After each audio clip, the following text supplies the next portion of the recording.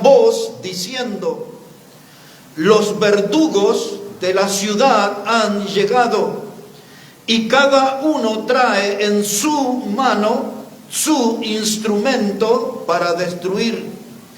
Y he aquí que 6 varones venían del camino de la puerta de arriba que mira hacia el norte. Cada uno traía en su mano su instrumento para destruir. Cuando hablamos de un verdugo, hermanos, estamos hablando de una persona cruel, hablamos de una persona que castiga sin piedad. Un verdugo es un torturador, es un atormentador. El verdugo, hermano, es alguien que tiene autoridad para castigar. Aquí Ezequiel nos cuenta sobre estos verdugos que vinieron sobre la ciudad y que traían en sus manos instrumentos de muerte. El verdugo tiene esa autoridad para producir muerte. Siempre la presencia de un verdugo anuncia ruina, anuncia muerte. Él tiene un instrumento destructor. Hermanos, en la antigüedad los verdugos utilizaban sables, por ejemplo. Es muy común ver figuras de gente encapuchada con un hacha en la mano. El verdugo usaba ese instrumento también, un hacha, un sable. El verdugo a veces se encargaba de cortar cabezas usando la guillotina. A veces los verdugos eran los que mataban a la gente por apedreamiento. Les apedreaban hasta morir y sepultarlos bajo las piedras. Y aún en la antigüedad había verdugos que se encargaban de matar a gente en la cruz. Eran atormentadores, eran torturadores. En los tiempos más modernos, más cercanos a nosotros, los verdugos utilizan, por ejemplo, una silla eléctrica, una cámara de gas o una inyección letal. Le dan una inyección y se mueren. Esos son algunos de los instrumentos de muerte de los verdugos más modernos. Y el verdugo siempre utiliza una capucha. El verdugo siempre oculta su identidad. No se sabe quién es. No voy a entrar a dar detalles en la historia, pero había familias de verdugos y había leyes en determinados países donde los verdugos solo se podían casar con hijos o hijas de otros verdugos. Los verdugos a veces eran identificados en las ferias y ellos no podían tocar una fruta o una verdura. Tenían que señalarlo con un palo. Y la gente no recibía el dinero directamente de la mano de los verdugos. Hay toda una historia acerca de ellos. Y hoy en día, hermano, vamos a hablar sobre los verdugos de la familia, porque todas nuestras familias están rodeadas por diferentes clases de verdugos. Todas nuestras familias están amenazadas por diferentes clases de verdugos.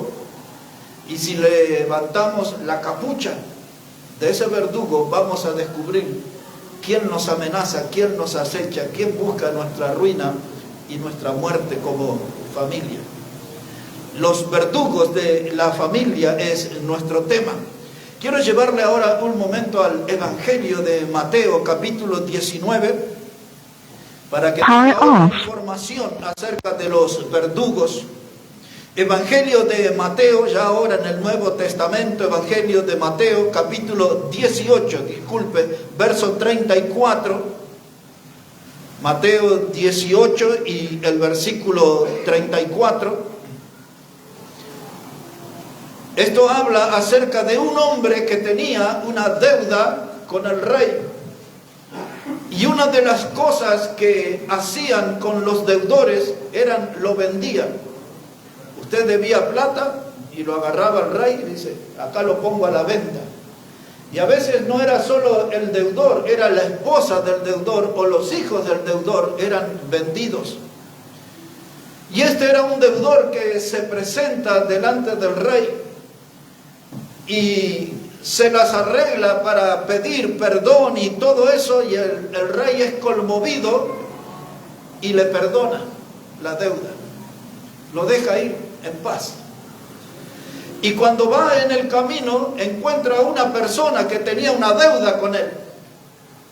Y entonces este hombre que había sido deudor y perdonado por el rey lo toma del cuello y le dice: tenés que pagarme esto. Y el otro dice: dame tiempito, y te voy a pagar.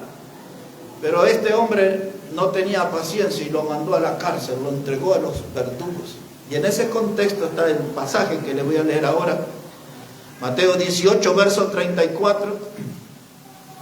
Cuando el rey se enteró de lo que había hecho, el que había sido perdonado, dice Mateo 18, 34, entonces su señor, enojado, le entregó a los verdugos hasta que pagase todo lo que le debía. Y aquí aparece un deudor. Ahora este es entregado a los verdugos para ser maltratado, para ser torturado, para ser atormentado. Y si no resolvía la situación, finalmente iba a ser llevado a la muerte. La Biblia usa la palabra guarda en Marcos 6, 27, cuando piden la cabeza de Juan el Bautista. Y dice que Herodes llamó al guarda, ese era el verdugo. Y ese fue el que cortó la cabeza de Juan el Bautista y la trajo en un plato. La Biblia habla acerca de los verdugos y ese trabajo usando diferentes instrumentos, todos de muerte como lo explicaba Ezequiel. Así que nuestra familia hoy está rodeada y acechada por verdugos y tenemos que descubrir algunos de ellos en esta noche. ¿Y quiénes son? El primer verdugo que yo quiero levantarle la capucha en esta noche e identificarlo son los hombres irresponsables. En una familia donde hay hombres irresponsables, esa familia tiene un verdugo, está sentenciada a muerte. Observe ahora en la carta que Pablo le escribe a Timoteo, primera de Timoteo, el capítulo 5. Primera carta de Pablo a Timoteo, el capítulo 5, versículo 8. Primera carta de Pablo a Timoteo, capítulo 5, el versículo 8. Dice la palabra: porque si alguno no provee para los suyos, y mayormente para los de su casa, ha negado la fe y es peor que un incrédulo. Aquí el pasaje nos pone frente a verdugos, son hombres irresponsables. Y la Biblia dice: si hay un hombre en la casa y no provee para los suyos, no trabaja, no hace esfuerzo, no trae dinero, no aporta nada, no trabaja dentro de la casa, vive echado en la cama, pegado al celular, panza arriba, dice, esa persona es peor que un incrédulo, y esa persona ha negado la fe. Ahora déjeme explicar aquí el contexto, porque este capítulo 5 está hablando acerca de mujeres que han quedado viudas.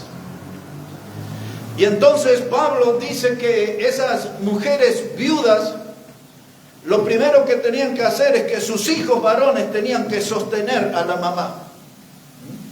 Tenían que asumir la responsabilidad de mantener a la mamá. Ahora traiga eso a nuestros días y a nuestras familias, donde los hijos se pelean y dicen: dale vos a mamá. No, yo ya le di el mes pasado, pero ya dale un poquito más. No, es que yo tengo 2 hijos, es que mi señora se enoja, y todo ese tipo de pelea hay. Y los hombres no asumen la responsabilidad. Su mamá es viuda, puede ser una persona muy mayor, y entonces dicen: ya que no lo hacen los hijos, vamos a recurrir a los nietos. Esto es lo que habla este pasaje acá. Pero los nietos que son varones dicen: ah, no, la abuelita no, fue buena conmigo, me crió, me mimó, me dio comida, cumplió con muchos de mis antojos, pero no, yo en esta etapa no puedo. Y los nietos también evaden la responsabilidad. Y el pasaje enseña que los hijos de esta mujer viuda y los nietos, lo que ellos estaban buscando era que la iglesia se hiciera responsable de la mujer viuda. Y ellos nada, ni una gota de sudor, ni una gota de esfuerzo. Que la iglesia se encargue de sostener a la viuda. Entonces Pablo pone aquí una regla. Dice, la iglesia se va a hacer responsable de las mujeres viudas, pero que cumplan con estos requisitos. Tiene que ser mayor de 60 años. Tiene que en su vida haber lavado los pies de los santos. Eso quiere decir que era una persona que sirvió en la iglesia, fue bendición a otros hermanos. Y ahí pone esos requisitos. Porque había algunas viudas jóvenes, dice Pablo, que se iban de fiesta y le daban al trago por ahí. Eran viudas, pero no eran dignas de ser sostenidas por la iglesia. Pero si tenía mayor de 60 años y estas cosas, entonces la iglesia iba a asumir una responsabilidad. Pero dice, sepan los hijos varones y sepan los nietos varones que su irresponsabilidad es una conducta de verdugo, porque usted está lastimando la familia. Usted al no proveer para la madre o para la abuela, usted está trayendo dolor y muerte en ese hogar, se está transformando en un verdugo. Y Pablo le dice, sépanlo bien clarito, ustedes son peor que un incrédulo y han negado la fe. Así que hermanos, en nuestras familias, pues hace pocos días, una hermana de otra congregación me llamó y me estaba contando los grandes esfuerzos que está haciendo por la salud de su mamá. Y ella me dijo, tuve una discusión con mis hermanos, que deduzco que deben ser creyentes también. Y dice, ellos la quieren poner en un geriátrico y lavarse las manos. Y eso es lo que se hace. Los geriátricos están llenos de personas. Los geriátricos se volvieron un depósito de ancianos, porque no hay hombres responsables en los hogares, tienen conducta de verdugo. Aquellos padres y madres que han dado todo, que los han criado, que han tenido 2, 3 trabajos, se han sacrificado para que estudien, para que coman, para que tengan su vestimenta, ahora llegaron a la vejez y andan los hijos y los nietos buscando un depósito de ancianos para abandonar. Eso es un verdugo. Todas nuestras familias puede aparecer un verdugo, porque va a haber viudos y viudas en nuestras familias. Vamos a envejecer. ¿Y qué harán los hijos? ¿Y qué harán los nietos? ¿Se comportarán como verdugos? ¿Evadirán sus responsabilidades? En segundo lugar, hermanos, me acerco a un verdugo, le levanto la capucha y descubro allí en él un padre o un esposo dictador. Estos son uno de los verdugos que están destruyendo las familias de hoy. Padres que son dictadores, esposos que son dictadores en el hogar. Nadie puede decir nada, no puede volar una mosca. Son los hombres que golpean la mesa y aquí las cosas son como yo digo. Y si es el único medio de provisión económica al hogar, se agranda más todavía y dice, si no les gusta, ahí tiene la puerta. Y se ponen ásperos en el hogar y hacen su papel de dictador. No es un padre cariñoso, no es un esposo afectuoso, es un verdugo en el hogar. Las personas que menos pensamos pueden tener ya comportamiento de verdugo en sus hogares. Nosotros no lo sabemos, pero ya pueden estar en eso. La Biblia tiene algo para decir al respecto. Busque ahí en Colosenses, la carta que Pablo escribió a los Colosenses, capítulo 3, verso 19. Colosenses, el capítulo 3, versículo 19. Aquí hay algunas advertencias que Pablo hace, yo voy a tomar 2 nada más. Dice la palabra de Dios, Colosenses capítulo 3, verso 19. Estamos aquí en este punto, en el verdugo, el padre o el esposo dictador. Dice la palabra, Colosenses 3, 19, marido, amad a vuestras mujeres y no seáis ásperos con ellas. Hijos, obedeced a vuestros padres en todo, porque esto agrada al Señor. Padre, no exasperéis a vuestros hijos para que no se desalienten. Otra vez la mirada en verso 19. Marido, amad a vuestras mujeres, no seáis ásperos con ellas. Hay hombres, y lo triste y lo grave, que muchos son cristianos, gente de asistir a la iglesia, y son ásperos con su esposa. La palabra áspero para nosotros es la idea de una lija, una lija que usted usa para sacar la pintura vieja de la pared, para sacar las asperezas de una madera. Y usted pasa esa lija, y es áspera, y esa lija, hermano, remueve cosas, hace heridas.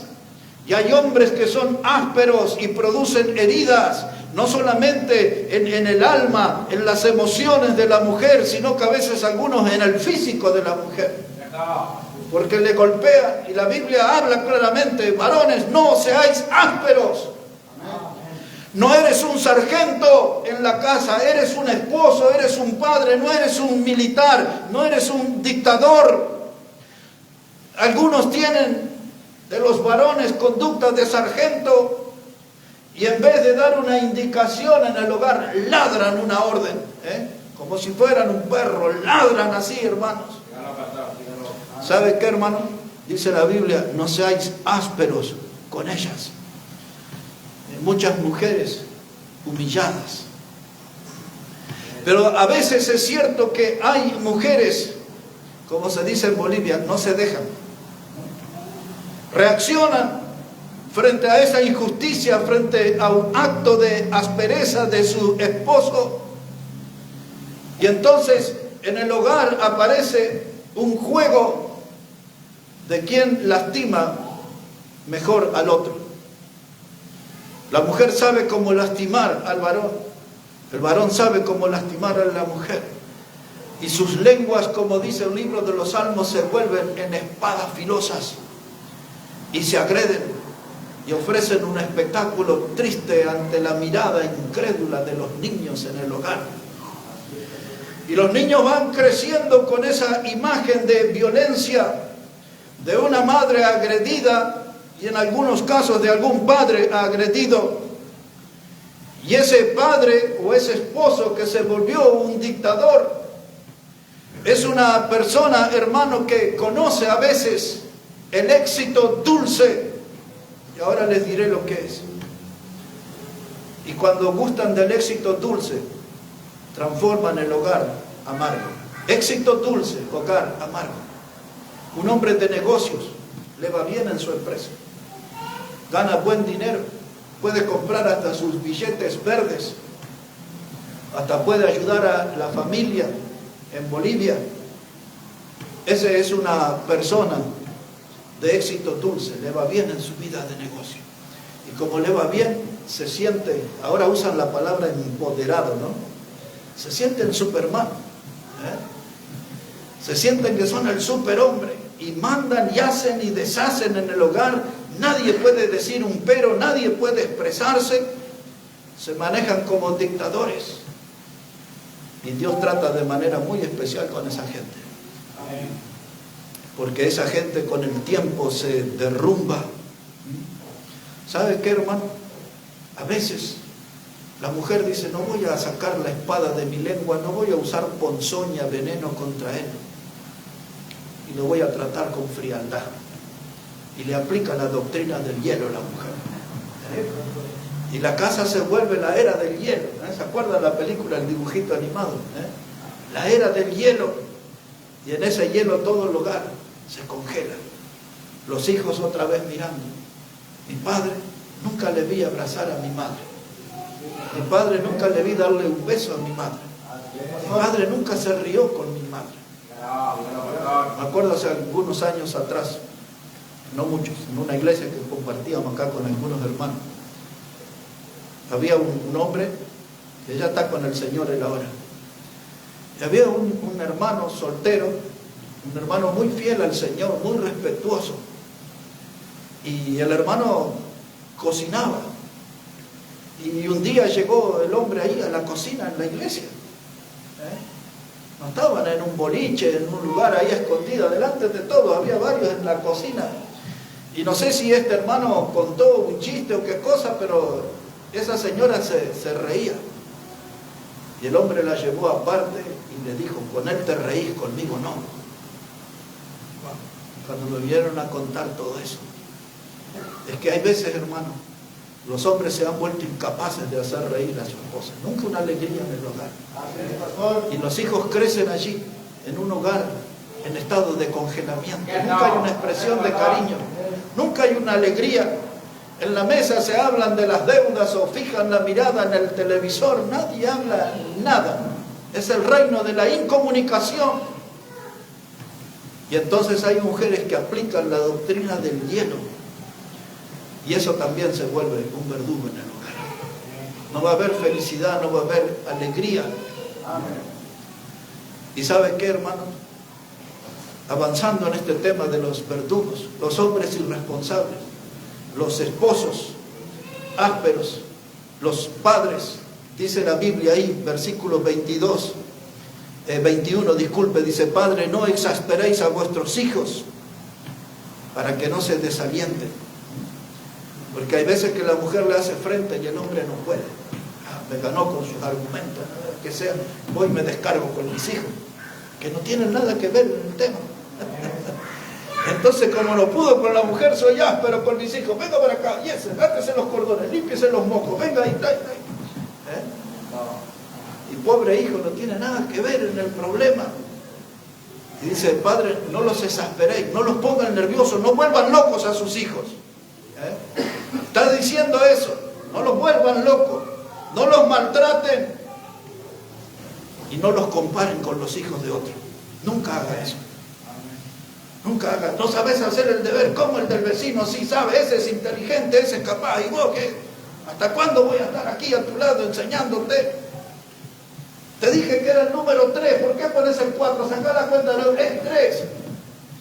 Y viene la vecina ahí, estilo doña Frolinda, a pedirle una tacita de azúcar. Ay, sí, vecina, ya le traigo, dale. Y le hace, ya voy a seguir con vos. Dice, padres, no exasperéis a vuestros hijos. Y algunos en esta noche preguntarán, ¿por qué dice eso? Porque Dios va a tratar con usted. Ahí en mi barrio le dirían, sin vergüenza, Dios va a tratar con usted. No se aprovechen de esas cosas.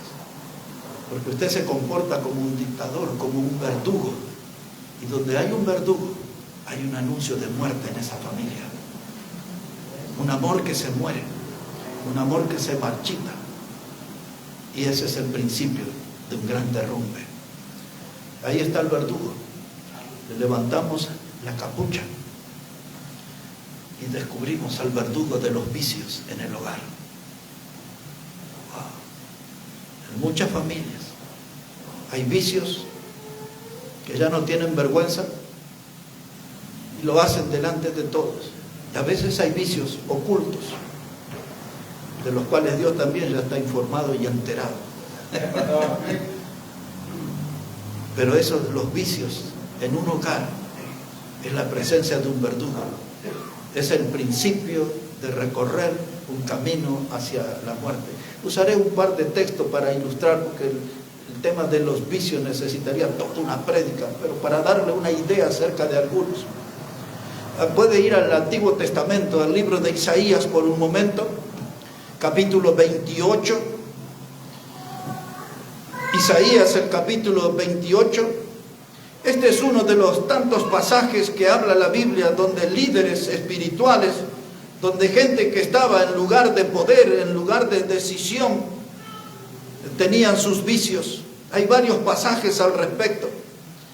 Este pasaje del capítulo 28 comienza hablando en el versículo 1 sobre los ebrios de Efraín, y de la flor caduca, de la hermosura de su gloria.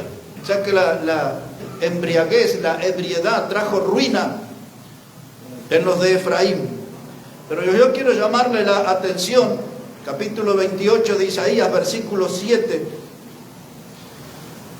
Isaías 28, 7 dice, pero también estos erraron con el vino y con sidra se entontecieron el sacerdote, el profeta, y erraron con sidra, fueron trastornados por el vino, se aturdieron con la sidra, erraron en la visión, tropezaron en el juicio, porque toda mesa está llena de vómito y suciedad hasta no haber lugar limpio. Imagínense un hogar sin lugar limpio, todo sucio, platos sin lavar, camas sin hacer, cortinas por el piso, ropa sucia tirada, zapatos sucios por acá. Y cuando mira la mesa, lugar para comer, vómito. Él, ella, alguien del hogar se emborrachó y vomitó y dejó todo ahí, todo es suciedad. No me diga que nunca vio un hogar así. No me diga que no se enteró de hogares así. Pero la gente que eran estos verdugos de ese hogar, que daban esa imagen tan de terror de ese hogar, eran líderes espirituales, eran sacerdotes, profetas, eran predicadores de la palabra de Dios. Eran gente que tenía que guiar al pueblo, era gente que tenía que acercar el pueblo a Dios. Pero en el mundillo de su hogar estaban todas estas asquerosidades. Y en el día de hoy hay mucha gente que está en el liderazgo de las iglesias, están atrapados en cosas vergonzosas, en vicios que ofenden la santidad de Dios. Otra vez, vicios escondidos que ofenden la santidad de Dios. Y no estoy hablando de un vasito de vino después de la comida, ni tampoco estoy hablando de una pitada o ahumada, no sé cómo le llaman, de un cigarrillo ahí escondida. A veces el hogar, usted entra en alguna casa y ahí está la planta. Yo no soy una persona que va a una casa y miro y salgo a decir cosas, pero yo miro y he visto en casas de predicadores, entre las plantas y la arena, colillas de cigarrillo. Alguien fumó. Fue el predicador. Vamos a ponerlo a salvo al predicador. Fue su esposa. Vamos a poner a salvo a la esposa. Fueron sus hijos. Fue la novia de su hijo, el novio de su hija. ¿Quién fumó y puso todos los colillas de cigarrillo ahí? Alguien fumó. Lo grave de eso es que nadie dijo nada en el hogar. Todo es permitido ahí. Y después alguien trajo su tetrabric y comió y le dio 2 tragos de más. Y hay casas donde yo he ido de predicadores y he visto la casa decorada con latitas de cerveza, todas las marcas, las que usted conoce, las de acá, las de Bolivia, las francesas, de todos lados hay cerveza ahora.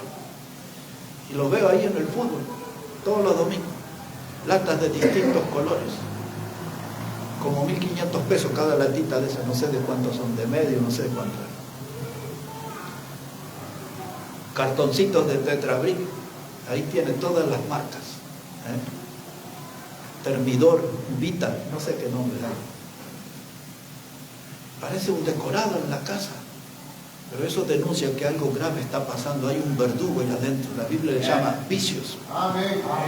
Y donde los vicios son tolerados y donde los vicios son practicados, esos se levantarán como verdugos y destruirán el hogar. Amén. En una de las prédicas que hice en los últimos fines de semana, le contaba de un caso de una persona que decía: sí, mi marido fuma porro, es verdad, pero lo hace escondida en la habitación, él no molesta a nadie, nadie sabe, solo yo, dice la mujer, solo yo sé. Dios también lo sabe.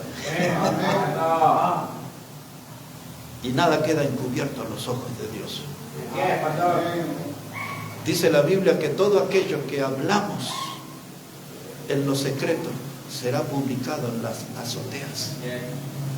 Lo que pretendemos esconder un día saldrá a la luz y será conocido por todos. Hemos visto un texto en la palabra que hablaba de las aves que llevan los mensajes y las paredes. Y yo expliqué ahí en Eclesiastés, de ahí se toma eso. Cuidado que las paredes hablan, oyen y hablan. Los vicios, hermanos, cuando son tolerados en el hogar, se transforman en un verdugo que va a acarrear ruina y muerte sobre esa familia. Y de verdad que yo he entrado en lugares donde había las latitas y las colillas de cigarrillo y las cajitas de vino y todo eso, y hasta algunos casilleros de Quilmes recuerdo haber visto. Y no era por el equipo de fútbol, era por el demonio líquido, por las cervezas. Y a veces, hermanos, parecía que en vez de la casa de hermanos en la fe estaban en un ritual de la Umbanda. ¿Ves que tiran ellos sus alcoholes y sus frutas y todo eso? Este era el espectáculo que ofrecían profetas. Se entontecieron, es la palabra que usan. Y luego la otra palabra, fueron aturdidos. El vino y la sidra los hicieron tontos, lo aturdieron, se desconectaron de la realidad. Pero el domingo estaban en el púlpito para hablar de Dios, o estaban en la iglesia para cantar. Ahí en Isaías también, capítulo 5, estamos hablando del verdugo de los vicios. Pero no solamente el alcohol es un vicio, hay diferentes clases de vicios. En uno de los mensajes anteriores le dije que la pereza al dormir mucho es un vicio también. Pero mire cómo dice acá Isaías, el capítulo 5, versículo 11. Isaías 5:11 dice: ay de los que se levantan de mañana para seguir la embriaguez, que se están hasta la noche, hasta que el vino los enciende. Y en sus banquetes hay arpas, viñuelas, tamboriles, flauta y vino. Y no miran la obra de Jehová, ni consideran la obra de sus manos. Ahí está lo que en los días de hoy se le llama la previa. Cerca de la medianoche se juntan los jóvenes en una casa y empiezan a tomar diferentes clases de bebida. Y como a la 1 o 2 de la mañana salen rumbo a un baile, una discoteca, un boliche, como sea. Dice, se toman unos vinitos hasta que se encienden. En el campo dice hasta que calentó el pico, ¿no? Y después que ya le agarró el gusto no lo frena nadie. El que dijo es una copita, el que dijo no se preocupe por mí, es este traguito, yo tengo cultura alcohólica, sé cómo, no tiene nada. Después lo vamos a encontrar en la esquina ahí tirado, derrumbado. Y el policía preguntando, ¿no tiene el DNI ahí en el bolsillo? ¿Cómo se llama? ¿Dónde vivirá? ¿Alguien lo conoce? El que tenía cultura alcohólica. No me hace nada a mí. ¿Sabe que eso es un verdugo? Un verdugo sobre su vida. Este vicio, el del cigarrillo, cualquiera de los vicios presentados, las inmoralidades también son un vicio. Hay gente que está atrapada en esa red de las inmoralidades. Cualquiera sea el vicio, se va a transformar debajo de la capucha en su verdugo. Le lastimará a usted y usted hará daño en el hogar y los vicios terminarán derrumbando la familia. Verdugos contra la familia, hombres irresponsables, padres y esposos que se vuelven dictadores, los vicios. Pero cuando se levanta la capucha del verdugo, encontramos la falta de respeto. La falta de respeto derrumba la familia. Déjeme darle algunos ejemplos. Necesitamos ver aquí varios textos. Por otro lado, yo sé que muchos de ustedes nunca han oído un mensaje así, quizás no vuelvan a escuchar, pero la Biblia habla de esto y necesitamos aprender. Porque estos verdugos nos acorralan, nos amenazan y buscan nuestra ruina, y tenemos que saber cómo actúan para defendernos. Y la falta de respeto es un verdugo que destruye hogares. Algunos ejemplos rápidos le daré. Vamos al Antiguo Testamento primero. Trate de encontrar ahí el libro de Levítico. Es uno de los primeros 5 libros de la Biblia. Usted va a tener allí el libro de Levítico, el libro de Génesis, después viene el libro de Éxodo y después viene el libro de Levítico. El capítulo 19 de Levítico, versículo 32. Levítico, el capítulo 19, versículo 32, es muy importante que tenga ese texto frente a sus ojos. Levítico 19, versículo 32. Dice la palabra de Dios, delante de las canas te levantarás y honrarás el rostro del anciano, y de tu Dios tendrás temor. ¿Quién dijo eso? Yo, Jehová. Dios dijo eso. ¿Qué dijo Dios? Dice que delante de las canas te levantarás. Cuando veas un hombre mayor, si no es de tu apellido, si no es de tu sangre, hónralo, respétalo. Dice, te levantarás delante de él. Si es su abuelo, respételo al abuelo, no se burle del abuelo. No ande diciendo tonterías, ahí el abuelo se hizo encima.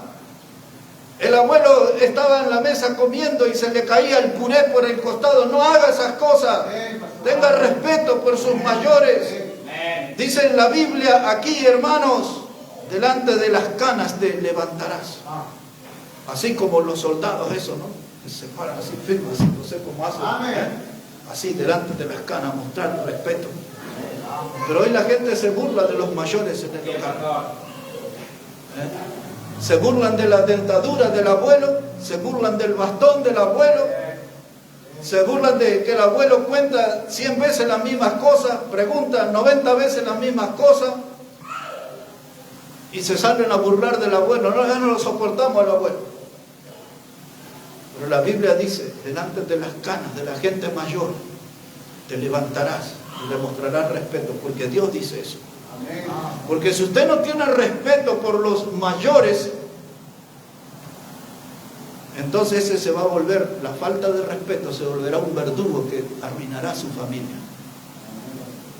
Yo ya me preocupé porque como un mes atrás subí con una bolsa de verdura en el colectivo y una mujer joven se levantó y dice, Señor, venga por aquí. Y yo dije, no se preocupe que bajo. No, por favor, venga por aquí. Y ya me dio vergüenza y me senté. Y ahí dije, hace un mes atrás fue esto. Ya estoy viejito ya.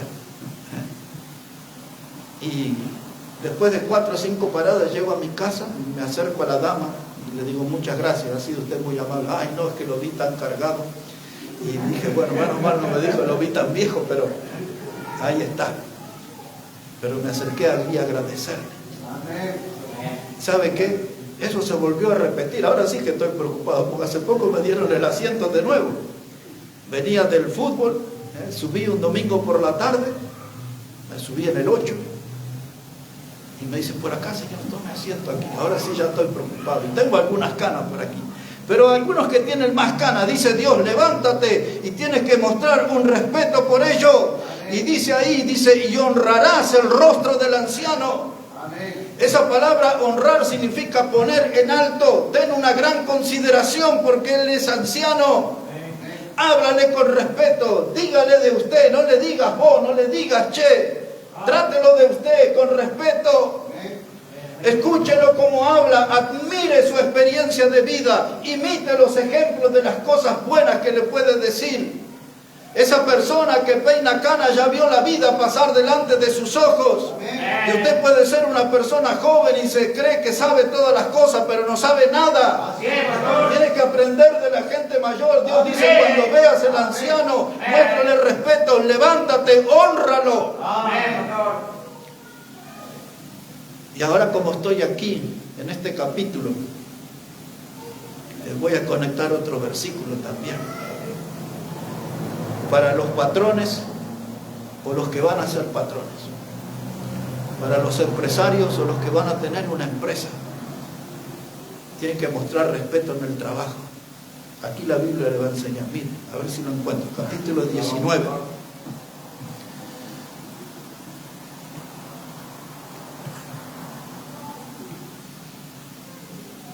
Versículo 13, lo encontré, aquí está. Usted que tiene gente a su cargo o que va a tener una empresa, gente de empleado, se va a transformar en un empleador. Mire, la Biblia tiene algo para decirle. Aquí, Levítico 19:13, dice, no oprimirás a tu prójimo, ni le robarás. No retendrás el salario del jornalero en tu casa hasta la mañana. Traducción: ¿tiene personas a su cargo? Dice la palabra de Dios, no lo oprima. Dice, pero este es un hermano en la fe, es creyente, que trabaje un par de horitas más, somos hermanos en la fe. No abuse porque sea un hermano en la fe. Amén. Que trabaje lo pactado, lo que ustedes se pusieron de acuerdo. Amén. Y páguenle en la fecha que le dijo. Dice, no retengas el salario de él. Pero como somos hermanos en la fe, aguantame unos días más. No haga eso. Amén. Y alguno puede preguntar, ¿y por qué?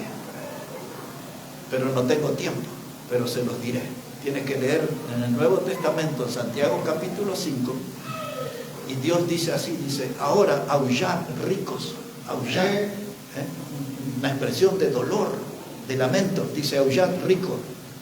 Dice Dios, dice, porque ha llegado delante de mí el clamor de los obreros. Y no le pagaron los ricos. Y entonces Dios dice, yo estoy mirando el oro de ustedes, y el oro de ustedes está enmohecido. O sea, estaba juntando hongo, humedad. Ustedes tenían para pagarle al obrero. Si el obrero trabajó, páguenle. ¿Por qué se quedó con el dinero del obrero? No lo oprima. No se quede con el salario del obrero. Páguenle lo que convino. Si el hombre trabajó, rindió. Es más, denle un extra para que se motive a seguir trabajando con usted. Bueno, esto no es una charla de la CGT, así que seguimos adelante. Pero como ahí estaba, lo quería aprovechar. Porque también tenemos que aprender a respetar a los obreros, a los trabajadores. La Biblia nos enseña, porque si no respetamos a los obreros, eso va a ser un verdugo que va a traer ruina a nuestra vida. Porque Dios no queda de brazos cruzados. Vamos adelante, al Nuevo Testamento, Efesios capítulo 6. Efesios el capítulo 6. Ya me perdí un poquito en el tiempo, pero cuando yo note que ustedes se paran y se van, yo me voy también detrás de ustedes. Por si se hace largo. Pero necesito, hermanos, que aprendamos, porque este tema de los verdugos es una gran preocupación y no es cosas que se predican en las iglesias. Efesios capítulo 6, verso 1. Dice, hijos, obedeced en el Señor a vuestros padres, porque esto es justo. Honra a tu padre y a tu madre, que es el primer mandamiento con promesa, para que te vaya bien y seas de larga vida sobre la tierra. Ya esta enseñanza viene del Antiguo Testamento. Amén. Es para los hijos. Y dice que ellos tienen que honrar al padre y a la madre. Esa palabra honrar significa póngalo en un pedestal, así como eso sería un pedestal ahí, ¿no? No sé qué hay ahí arriba, pero ahí. Póngalo en alto, su papá, su mamá. Hónralo. Ponlo en un sitio de privilegio. Ponlo en un lugar de distinción. Eso significa honrar al padre y a la madre. Cuando los hijos no respetan a los padres, se va a instalar un verdugo que traerá ruina en la familia. Porque ese hijo va a traer sus vicios, va a traer la gente de las inmoralidades, se va a juntar con gente que van a ser ladrones, delincuentes, estafadores, y le van a traer todo. Porque no aprendieron a respetar a sus padres, y las malas juntas se transformarán en un verdugo que terminarán con la familia. Los padres tienen que orientar, marcar el paso. Los padres tienen que acompañar a sus hijos. Y en cualquier etapa de su vida, a los 30, a los 40, a los 50, a la edad que sea, no los pierda de vista a los hijos, porque usted nunca deja de ser padre. Y los hijos nunca dejan de ser hijos. Siempre hay que honrar al padre y a la madre. Todos los días. Yo lo único que traje de mi lugar natal, de mi rancho natal, fue una foto de mi papá y mi mamá. Y todos los días miro esa foto. La tengo ahí en mi mesita de luz, todos los días.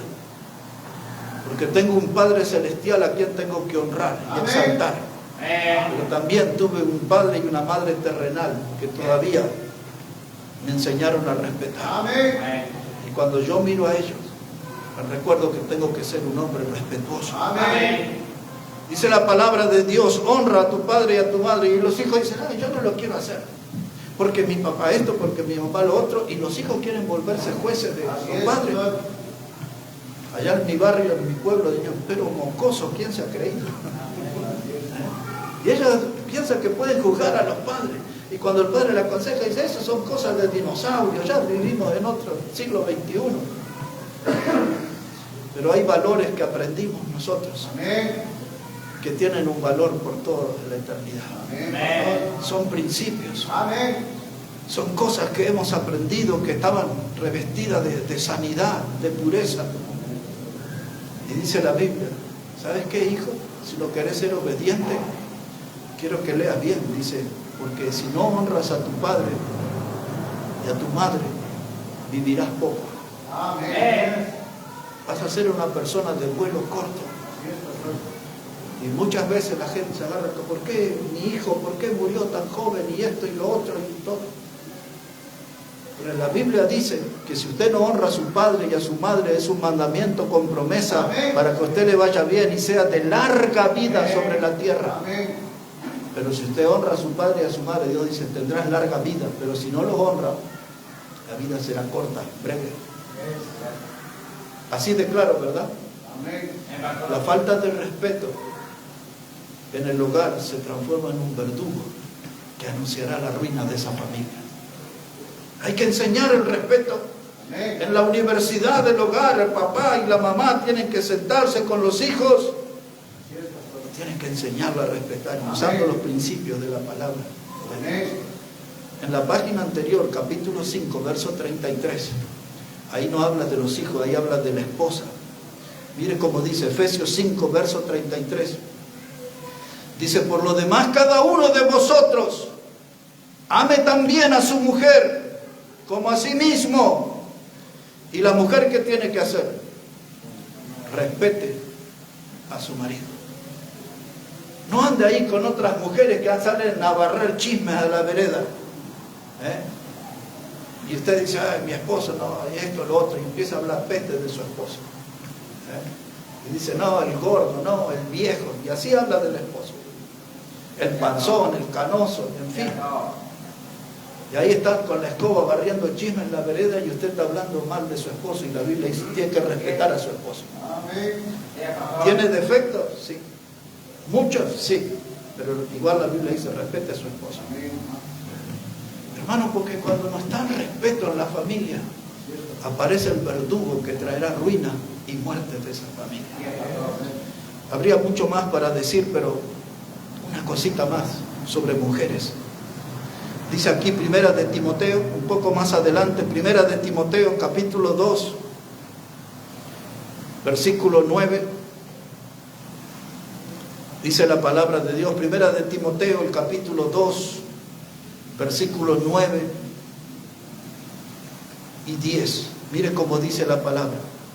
Dice, asimismo que las mujeres se atavíen de ropa decorosa, con pudor y modestia, no con peinado ostentoso, ni oro, ni perlas, ni vestidos costosos, sino con buenas obras, como corresponde a mujeres que profesan piedad. Amén. El mundo que nos toca vivir a nosotros, hermano, nos permite tener acceso a muchas cosas. Esta semana, hace como 2 días, estoy aturdiendo y enloqueciendo unos cuantos hermanos, enviándoles videos que encuentro sobre asado.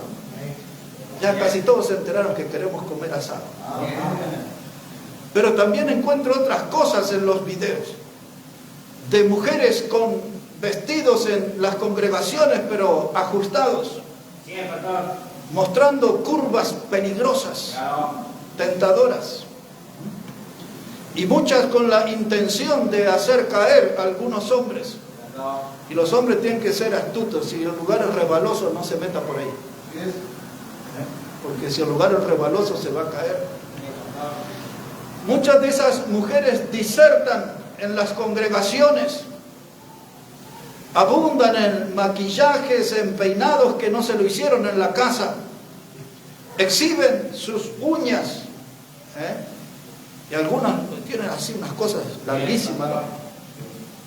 Pero no es ese mi tema es lo que la Biblia dice, la mujer sea respetuosa en su casa y en la casa de Dios.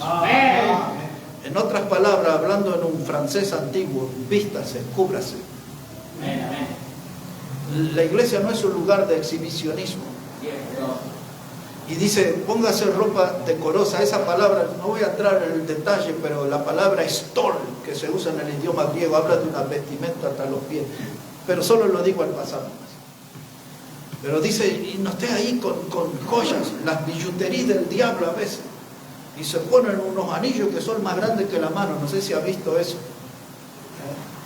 Y ahí está, y sus colgantes y sus cosas. Y dice, le gusta ser coqueta.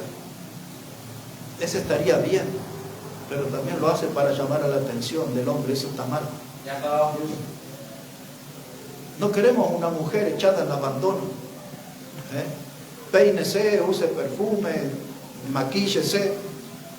Más de un pentecostal se va a poner loco, porque dije, bueno, sí, maquíllese. Póngase bien, siéntase bien como mujer, pero siéntase bien usted, no tenga la intención de tentar a alguien, de hacer tropezar a alguien. Vístase de manera decorosa. ¿Y cuál es la manera decorosa? Todos sabemos cuál es la manera decorosa. No necesita que le den una lección en detalle de cuál es la ropa decorosa. Y el hombre también tiene que vestirse decoroso. Amén. El hombre no tiene que venir aquí de llor a la iglesia. Nadie lo va a echar si viene de llor. De hecho, hemos tenido algunos de llor aquí. Algunos pueden venir del fútbol, otros porque le gusta exhibir sus piernas, o vienen de musculosa ahí, le gusta mostrar sus horas de gimnasia. Pero el hombre también tiene que vestirse decoroso. Porque algunos hombres son tentación, pero ese no es mi tema, estoy hablando de los verdugos. Y lo voy a cerrar a este punto así. Dice el Evangelio de Mateo, en el capítulo 12, solo se lo menciono, versículo 25, dice, un reino dividido o una casa dividida no se va a sostener, no durará, dice la palabra de Dios. Un reino dividido, una casa dividida, no permanecerá. Entonces, ¿qué dijimos?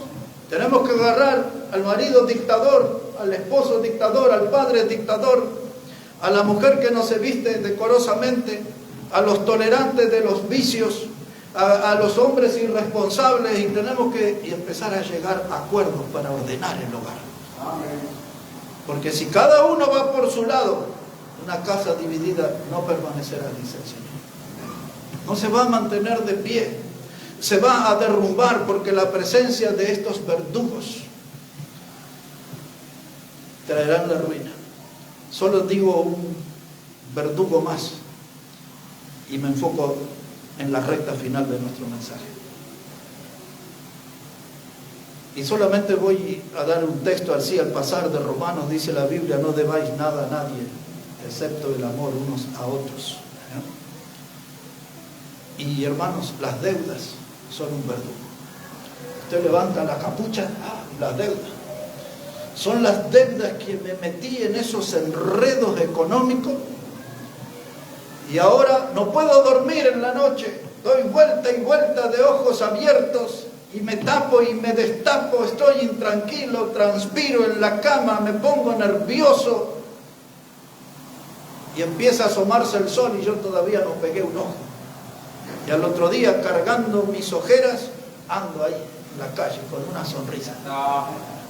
Pero no dormí nada porque estoy endeudado hasta acá. Y me siento en la mesa y miro el plato de sopa y ni la cucharita pongo. Después de un rato que está fría, la esposa le dice, no la vas a tomar, no se enfrió. Bueno, toma, comete aquí, tenés unos fideitos, tenés un churrasco, 2 huevos fritos, y mira todo, ni come nada. Que no tiene hambre, está tan endeudado que no tiene ni ganas de comer, no tiene ganas de dormir, no se baña, no hace nada. Porque empieza a meterse en enredos económicos. Y algunos que se hacen los espirituales se endeudan y dicen, Dios proveerá. ¿Dice la Biblia, pastor, o no dice Dios proveerá? Sí, la Biblia dice Dios proveerá. Pero Dios cubre necesidades, no irresponsabilidad. Amén. Así que tengamos cuidado con ese asunto. En el fútbol dirían, Ojo al gol, en lo que se va a meter. Las deudas, hermanos, son un verdugo. Las deudas son hasta el día tal, hermano, que antes en las bodas se decía ahí en el altar, hasta que la muerte nos separe. Ahora dice hasta que las deudas nos separen. Porque las deudas son causal de divorcio, de ruina. Las deudas se levantaron como un verdugo en las familias modernas. Y la Biblia enseña. Y también eso incluye, yo sé que tengo que ir terminando, pero de aquellos que se hacen los Papá Noel en la familia, y viene el primo, el tío, el que estudió en el colegio primario con nosotros, estoy endeudado, préstame plata, sí, toma, me firmás, salime de garantía, sí, ¿dónde te firmo? La Biblia dice, no hagas eso, porque vendrán y te quitarán la cama, así dice la Biblia. Salga de garantía nomás, sí, Pedrito, vení que te firmo, te hago un cheque por tanto, esto, lo otro. Dice la Biblia, no haga eso, porque vendrán y le quitarán la cama a usted. Después no va a tener ni dónde dormir, porque se hizo el Papá Noel, el bueno, el que salía de garantía de todos. Por eso yo no me quejo cuando hay gente que decimos, vamos a renovar el contrato. Dijo el hermano José el otro día que tenemos que renovar contrato este año. Y otra vez el lío de la garantía. ¿Y cuántos nos dijeron que no? Yo los entiendo. Hay que salir de garante, porque vendrán y quitarán tu cama. Ahí está el verdugo de las deudas. Trae caos al hogar, trae crisis.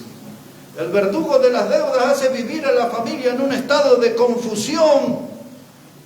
La oscuridad llega, hermanos, al hogar. Todo es oscuridad, no hay luz en la casa. No porque no pagó la luz, que todo es oscuro, mira hacia el futuro y no encuentra salida, porque se endeudó, hermano, hasta el cuello está ahí, endeudado. Amén. El verdugo de las deudas. Pero vamos al final del mensaje, porque les quiero hablar, hermanos, de cómo vencer a los verdugos. Amén. Y yo no tengo la fórmula, pero la Biblia sí la tiene. Amén. De cómo vencer a los verdugos. Y esto es lo que quiero que agarre ahora sí, chicos. Es bien simple. Si quiere vencer a los verdugos, va a tener que hacer una inversión en su familia. Otra vez, si quiere vencer a los verdugos, va a tener que hacer una inversión en su familia. Amén. Y elegí un hombre de la Biblia para que nos enseñe en esta noche cómo hacer eso. Si puede buscar ahí en Hebreos el capítulo 11, la carta a los Hebreos, el capítulo 11. Y vamos a poner ahí nuestra atención en el versículo 7. Hebreos, el capítulo 11, versículo 7. Ya todos saben, pero si está distraído, este capítulo habla de los héroes de la fe, de hombres y mujeres del Antiguo Testamento que nos dieron el ejemplo de cómo ser vencedores por medio de la fe. Y entre esos héroes aparece alguien muy conocido por nosotros aquí en el versículo 7. Este es el hombre que nos va a enseñar cómo hacer una inversión por nuestra familia. ¿Ya están listos, hermano? Amén. Dice la palabra, por la fe Noé, amén, cuando fue advertido por Dios acerca de cosas que aún no se veían, con temor preparó el arca en que su casa, ¿cómo dice su Biblia? Se salvase. En otras palabras, evitar a los verdugos. Así que este hombre, hermano, hizo una inversión, preparó el arca para que su casa se salvase. Y por esa fe condenó al mundo y fue hecho heredero de la justicia que viene por la fe. Ahora, hermanos, esa inversión que este hombre hizo, no es que dice, voy a hacer un año de esfuerzo y después ya está. 2 años de esfuerzo y después ya está. No, 120 años invirtió este hombre de su vida. No estoy diciendo un error, estoy diciendo exactamente 120 años de su vida invirtió de trabajo para que su familia se salvase. Y ya deberíamos decir, eso me interesa, esa clase de esfuerzo por salvar la familia. 120 años, hermano, trabajando por su familia, luchando por su familia, quería ver salva a su familia. Amén. Y dice la palabra de Dios, hermanos. Y ahora voy a ir todo de memoria porque necesito aterrizar rápido. Dice Génesis 7:1. Dice que Noé era el único hombre justo en su generación. O sea que no había ni uno bueno, solo él nomás. Dice Dios es el que da ese testimonio. Era el único hombre justo en su generación. Todos los otros estaban entregados al pecado. Ya lo supimos por los labios del Señor Jesucristo, cuando dijo que en los días de Noé la gente compraba, vendía, se casaban, se daban en casamiento, comían, bebían. ¿Se acuerdan? Y dice el Señor, hasta que vino el diluvio y se los llevó a todos, menos a la familia de Noé. ¿Por qué? Porque trabajó 120 años por ellos. El único justo en su generación. Dice Génesis 6, versículos 8 y 9, hablando de Noé, ya tenía 500 años y tuvo a sus hijos trillizos. Eso para los teólogos, ahí se lo dejo que lo estudien. Cuando tuvo 500 años, tuvo 3 hijos. Y allí, hermanos, dice la Biblia, y Noé caminó con Dios. Era el único hombre justo en su generación. Y ahora dice la Biblia, caminó con Dios. Y los otros con el pecado, de la mano con el pecado, practicaban el pecado, amaban las tinieblas. Y entonces Dios le dijo a él, dice, no voy a contender en mi espíritu contra el hombre porque serán 120 años. Eso es lo que dice ahí Génesis capítulo 6. Y el versículo 2 y 3, ahí usted va a encontrar eso. Así que 120 años le llevó el arca. Nadie venía a trabajar con él.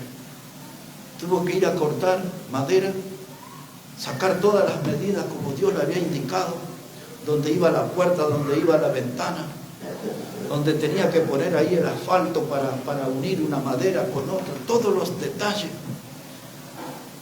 120 años, ese hombre cortando madera, usando el martillo, metiendo clavos ahí en el arca, sudando, lastimándose. ¿O cree que en 120 años no se pegó ni un martillazo en los dedos? Ese hombre sufrió, pero no le importó, lo estaba haciendo por su familia. Porque esa arca que él estaba construyendo era para que su familia se salvase. Nuestro hogar es un arca, esta congregación es un arca. Tenemos que hacer una inversión, no de dinero, sino de esfuerzo, de sacrificio, de trabajo, para que nuestra familia esté salva, para que nuestra congregación esté salva. Que no seamos víctimas de lobos rapaces, que no seamos víctimas del error. 120 años este hombre trabajando. Él no andaba criticando a estos vagos, ninguno me ayuda. No sé si había piqueteros en ese tiempo, pero él no estaba enojado con nadie. Él hacía lo que Dios le pidió. Trabajaba, cortaba madera, golpeaba con el martillo, enderezaba clavos, se daba algún golpe cada tanto, hermano. Y después predicaba la palabra. ¿Y cómo hacía? No sé, pero dice la Biblia en 2 de Pedro 2:5, dice que Noé era un pregonero de justicia. Esa palabra pregonero de justicia era un predicador. Así que después de golpear los clavos, la madera y de todo y de sudar, tenía tiempo para predicar a la gente. Y la gente se burlaba y no había gente que siguiera, no había gente que tuviera la fe que él tenía. Y seguramente fue objeto de toda clase de burlas. Nadie vino a decirle, Noé, ¿precisas un vaso de agua? Noé, ¿precisas que te sostenga la madera? Nadie, hermano. Él trabajó. ¿Pero por qué lo hizo? Porque estaba haciendo una inversión para su familia. ¿Cuál era la inversión? La quería ver salva, quería ver bien a su familia. Ahora, cuando Dios le hizo la promesa de que iba a destruir el mundo por el diluvio, ¿sabe que Noé no tenía ningún hijo todavía cuando Dios le hizo? Y Dios le dijo, vas a hacer esta arca para que se salve su familia. Y ahí está la fe, no tenía familia, no tenía hijos cuando Dios le dijo eso. Cuando tuvo 500 años fue papá. Ahí lo dejamos a ese tema. Pero él, hermano, predicó la palabra. Y después que tuvo 40 días y 40 noches, y caía lluvia, y lluvia, lluvia, lluvia, lluvia. Y después había que esperar como 150 días para salir ahí, cuando bajaran las aguas. Y dice la Biblia, hermano, en el libro de Génesis, el capítulo 8, versos 20 y 21, que cuando Noé salió del arca, sacrificó animales y levantó un altar a Jehová. ¿Sabe qué significa eso? Dijo Dios, estoy agradecido. Transpiré la camiseta 120 años, pero aquí está mi familia salva. Eran él y 7 más. Él y su esposa, 3 hijos y 3 nueras. Esa era toda la familia, todo lo que se salvó. 120 años por ese grupito. Valía la pena hacer una inversión por la familia. Y salió del arca, hermano, agradecido, dice Génesis 8, 20 y 21, y levantó un altar a Jehová. ¿Y saben qué dice la Biblia? Dice, y Dios sintió un olor grato en esa ofrenda. Cuando Dios respiró, hermano, le encantó la palabra que usa la Biblia. Dios percibió olor grato.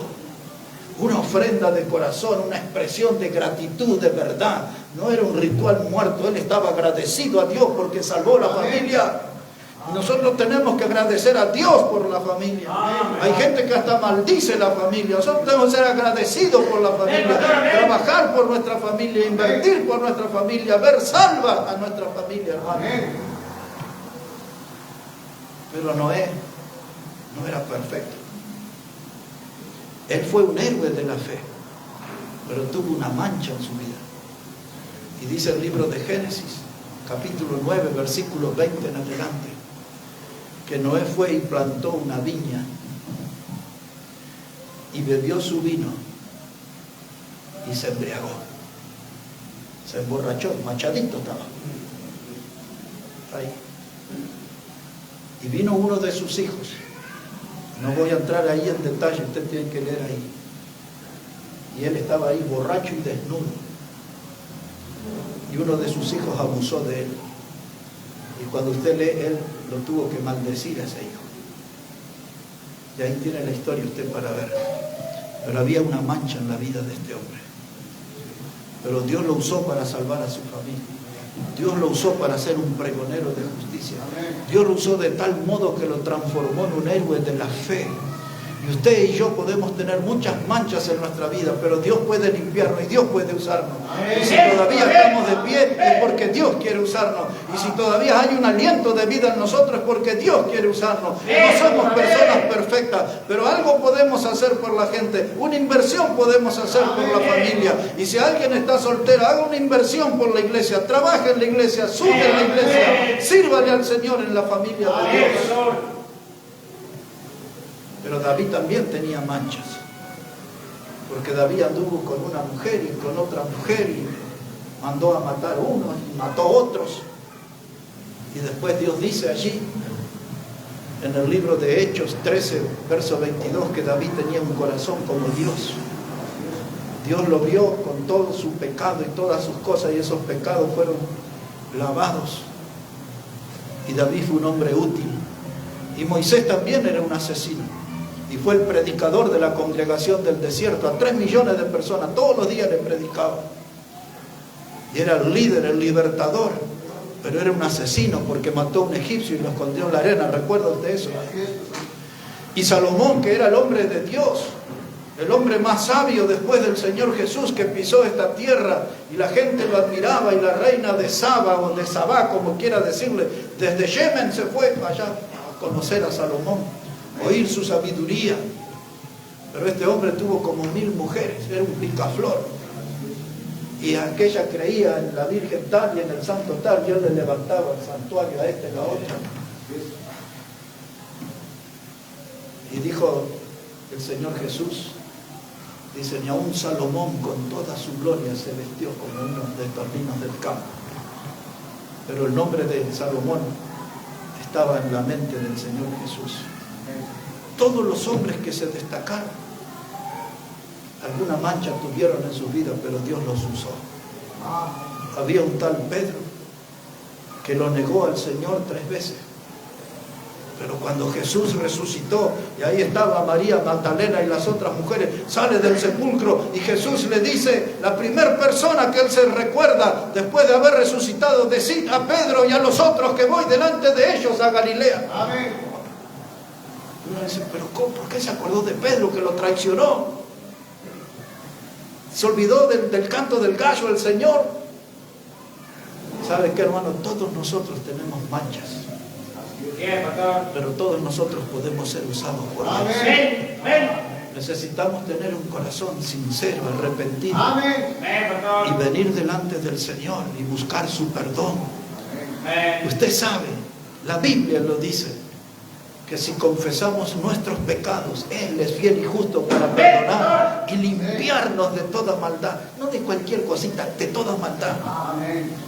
Porque a veces anidamos, tenemos como encarceladas en nuestras almas ciertas maldades. Y el Señor dice, vamos a sacar eso, vamos a limpiar eso, porque te quiero usar. Cuando Pablo era un asesino y arrastraba gente, hombres y mujeres, lo llevaba a la cárcel para hacer muerto a la gente. Y cuando él cayó en el camino a Damasco y allí lo metieron en una casa, y el Señor le habló a un tal Ananías y le dice, allí está Pablo, a veces hay que bautizarlo, hay que sacarle unas escamas de los ojos. Y el otro puso el grito en el cielo, pero Señor, tú sabes que persigue a los del camino, a nuestros hermanos, y tiene órdenes de las autoridades para perseguir. Y Jesús le dijo, instrumento escogido, me es este. Oh, el mundo lo veía como un asesino, Jesús, instrumento escogido, me es este, para llevar la palabra a los gentiles y todo eso. ¿Por qué estoy diciendo esto? Porque nuestro hogar no avanza, porque estamos estancados en una mancha en nuestra vida, o quizás varias manchas tenemos en nuestra vida, y decimos, no hago nada por la familia, no hago nada por la iglesia, no hago nada por Dios, por extender el reino de Dios. La mancha, me tortura esa mancha, me frena esa mancha, me paraliza esa mancha. Pues deja que la sangre de Cristo limpie esa mancha, limpie de todo pecado. Y limpio, sirve al Señor. Haz una inversión por tu familia, por tu hogar. Haz una inversión por la casa de Dios. Haz una inversión, y no estoy hablando de dinero, estoy hablando de tiempo, de vida, de dedicación, de hacer algo para la gloria de Dios. Está de más decirlo, pero Dios no quiere nuestro dinero. Porque ahí dice la Biblia claramente más de una vez, mía es la plata y mía es el oro, dice el Señor. Así que no anda buscando nuestra plata, pero anda buscando nuestro tiempo, nuestra dedicación. Y tenemos que ponernos de pie, porque si no los verdugos van a terminar con nuestra vida. Los verdugos están acechando nuestro hogar, nuestra familia. Usted está distraído, pero el enemigo se mueve sigilosamente. Y un día se presentará el verdugo y será el fin de nuestra familia, de nuestro hogar. Y quizás un día puede ser el fin de nuestra congregación. Los verdugos tienen en sus manos instrumentos, decía Ezequiel, instrumentos de ruina, instrumentos de muerte. Pero con hombres de fe como Noé podemos tener victoria sobre cada uno de los verdugos que el diablo nos pone para causar mal a nuestra vida. Que Dios, hermano, nos ayude, que Dios nos dé de ese poder de lo alto, y no nos dejemos atemorizar, y mucho menos no nos dejemos vencer por los verdugos, por los mensajeros del diablo. Hay que ponerse de pie, hay que invertir en la familia, y hay que ver una familia triunfante, una iglesia triunfante, glorificando a Jesucristo, el Salvador de nuestras vidas. Nos ponemos de pie, hermanos, por favor, vamos a orar al Señor.